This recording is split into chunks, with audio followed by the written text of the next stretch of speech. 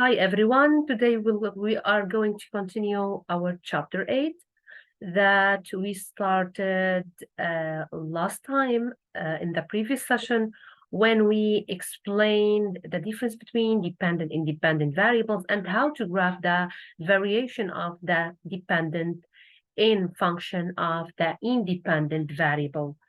So today we are going to explain a new concept, scatter plot. What is what we are going to explain here is the meaning and the function of scatter plot in this type of studies. For example, the aim of many statistical investigation is to determine whether there is a relationship or association between the two variable being investigated. So we have a two variable investigated on the same sample space, on the same sample, sample of people, sample of things. We want to study these variables, and we don't know if it is meaningful to, for example, to pair these two variables and to study them at the same time, because if there is no relationship between these two variables, so the study as a whole is unuseful. For example, the color, the eyes color of students of a grade, for example, of the grade 10, and their mathematic notes grades. So normally, if we logically there is no relationship between these two characters or these two variables, but here we want to talk about and to investigate numerical variables. Okay, so first of all, in this section, we will investigate a way of illustrating bivariate data, okay, so that relationship, if it exists, can be identified. Okay, so a sample method to illustrate numerical data. So normally we focus in our study on numerical data and not on like categorical data like eyes color or something like that. Okay, so normally numerical data, the different values of the variables are values, numbers, and not characters. Good. And so we want to plot the data as ordered pairs, and the resulting diagram is known as the scatter plot. So normally the first variable we have for example the first individual. For the individual or the third thing, the value, its corresponding value for of the first variable. So we can consider it as the x, for example, and its corresponding variable for the second variable, we can consider it as a y. So normally each individual, each thing, each investigated individual has a pair, is represented as a ordered pair in this plot, in this type of plot, which name is scatter plot. So the scatter plot is used to illustrate the strength of the relationship between the two studied variables, the two investigated variables. In a scatter plot, each couple of independent value and its corresponding dependent value is represented as a point, as I said before. So normally, let's move to have a numerical exercise. The height and width of 10 students were measured and the result listed in the table. Normally, the first row is only to rank the students. So we have the first student, the second student, the third, the fourth, the fifth, the sixth, the seventh, 8th, 9th, and 10th. So we have a 10 student. For each student, we want to investigate his height and his weight. So normally these are the two variables that we want to study with each other and to know the relationship between them.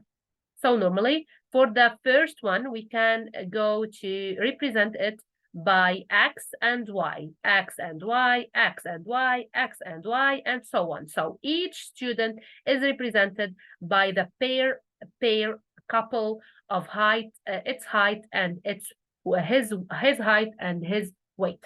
Okay, and so on. So we will indeed obtain this plot with these points, circles, these points. Okay, so normally we call these points like a cloud, the scatter plot.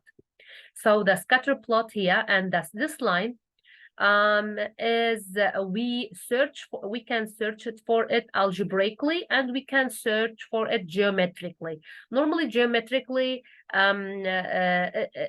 first of all, we want to explain for you how to draw it geometrically and not algebraically at this level. So normally geometrically, this line is called a line of the best fit. Okay, there are different methods of finding the line of best fit, but in this section we'll approximate it by drawing a general trend line that approximately half the points. So half the point divide the number of points. For example, we have a 1, 2, 3, 4, and we have a 1, 2, 3, 4 to the right and to the left of this trend. And it passes through these 2 points of this cloud of points. So normally, yes, it's half.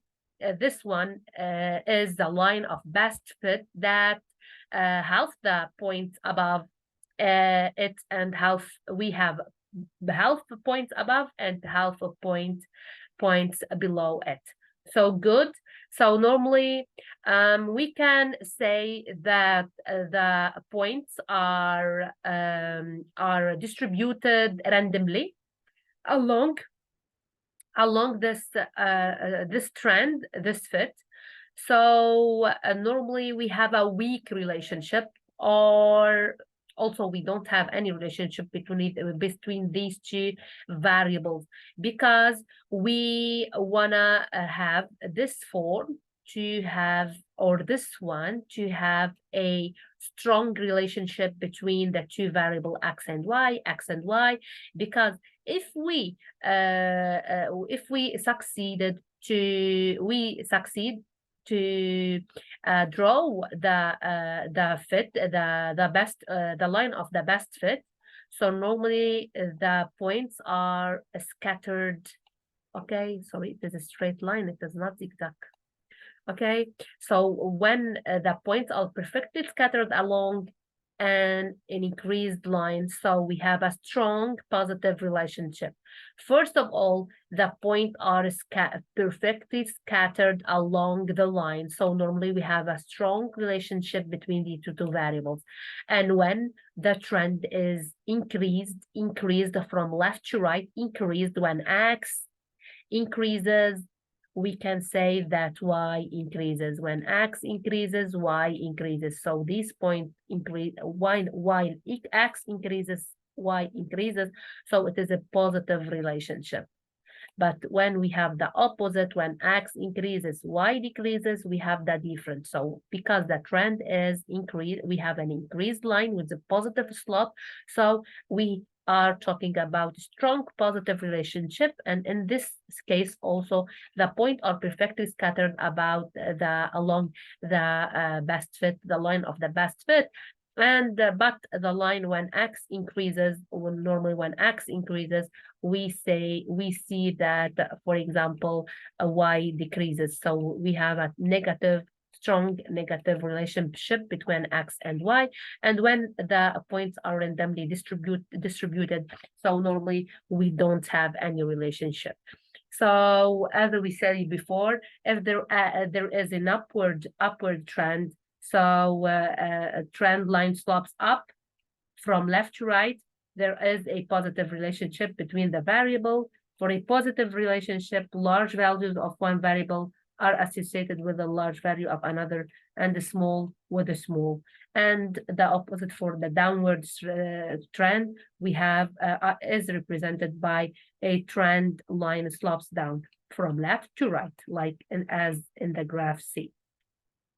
For example, what the difference between this trend, this scatter plot and this scatter plot? Here, the points are perfectly scattered along the line of the best fit, but here are comparing to the scatter plot in the graph D. The points are scattered, but not as much as perfectly like in the graph D. So normally we have a weak, okay, because they are widely scattered above the trend line, okay? So weak relationship and not, or low relationship and not strong like as in the graph D.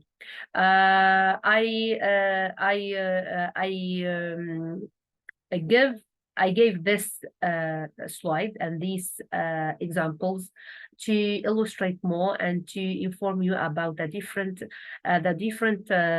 types of relationship and correlation we say when we are studying the relation between relationship between two variables. Normally we say it as correlation. So correlation, the common relation, if we have a common relation or not.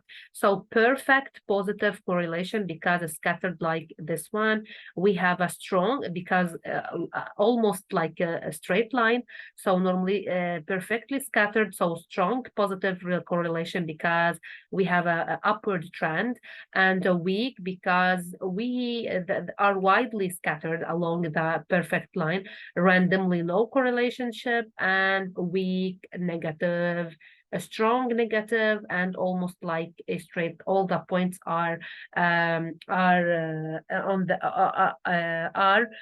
joined with the same straight line. So normally perfect negative correlation.